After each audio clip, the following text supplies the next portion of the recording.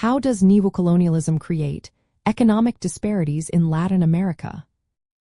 Imagine a region rich in resources, yet many communities still struggle with poverty and inequality. That's the story of Latin America today, and a big part of it comes from what's called neocolonialism. Even after countries gained independence from colonial powers, foreign influence didn't go away. Instead, it shifted into economic control. Foreign companies and governments still hold sway over key industries like agriculture, mining, and oil. They invest heavily, but most of the profits go back to their home countries, not the local communities. This means wealth gets concentrated among foreign investors and a small local elite who work with them. Meanwhile, the majority of people see little benefit from the region's economic growth. Latin American economies often depend on exporting a few raw materials or agricultural products. This focus on exports makes them vulnerable to changes in global markets. When prices fall or demand drops, local economies suffer. Small countries or regions that relying on one or two exports face unstable incomes and rising poverty. This dependence also prevents the development of diverse industries that could create more jobs and better opportunities for everyone. Because of this, many rural areas stay poor, and urban areas face growing inequality.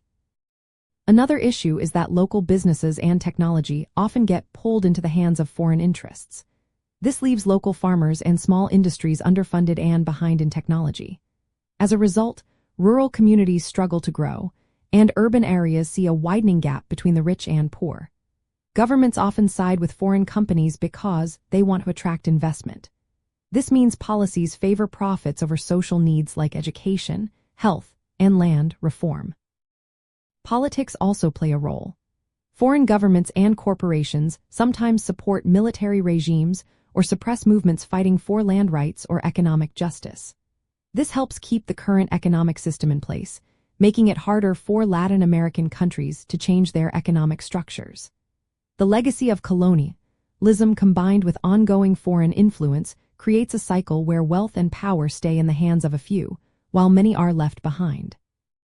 In Latin culture, these economic disparities are more than just numbers. They reflected a history of external domination and internal divisions. The fight for economic independence remains a challenge, as many communities seek to regain control over their resources and build fairer societies. Recognizing how neocolonialism shapes these disparities helps us understand the ongoing struggles for social justice and economic sovereignty in Latin America. It shows us that true independence involves more than just political freedom. It requires economic control and fair distribution of wealth.